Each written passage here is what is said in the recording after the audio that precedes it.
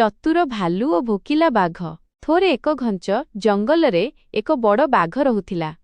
ସେଦିନ ବାଘଟିକୁ ବହୁତ ଭୋକ ହେଉଥାଏ, କିନ୍ତୁ ସେ କୌଣସି ଶିକାର ପାଉନଥାଏ। ବହୁତ ଖୋଜାଖୋଜି କଲା ପରେ ସେ ଏକ ଭାଲୁକୁ ଦେଖିବାକୁ ପାଇଲା। ବାଘଟି ଭାଲୁକୁ ଧରିବା ପାଇଁ ତା ଆଡ଼କୁ ଗର୍ଜନ କରି ମାଡ଼ିଗଲା। ଭାଲୁଟି ବହୁତ ଡରିଗଲା, କିନ୍ତୁ ସେ ଜାଣିଥିଲା ଯେ ଶକ୍ତିରେ ସେ ବାଘ ସହିତ ଜିତିପାରିବ ନାହିଁ। ତେଣୁ ସେ ନିଜର ବୁଦ୍ଧି ଖଟାଇଲା। ଭାଲୁର ଚତୁରତା। ଭାଲୁଟି ହାତଯୋଡ଼ି ବାଘକୁ କହିଲା, ମାମୁଁ, ମତେ ଖା ନାହିଁ। ମୁଁ ଜାଣିଛି ତୁମକୁ ବହୁତ ଭୋକ ହେଉଛି, କିନ୍ତୁ ମୁଁ ଏବେ ଏକ ବଡ଼ ମହୁଫେଣା ପାଖରେ ଜଗି ରହିଛି। ସେଠାରେ ବହୁତ ମହୁ ଅଛି।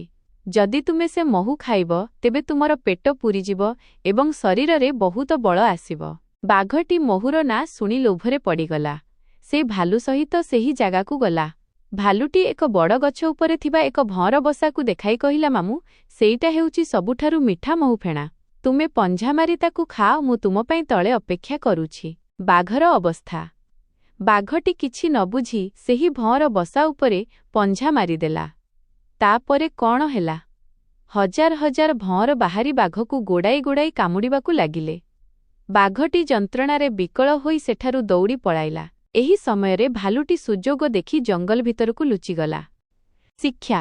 ବିପଦ ସମୟରେ ଧୈର୍ଯ୍ୟ ନ ହରାଇ ବୁଦ୍ଧି ପ୍ରୟୋଗ କଲେ ନିଶ୍ଚୟ ରକ୍ଷା ମିଳିଥାଏ।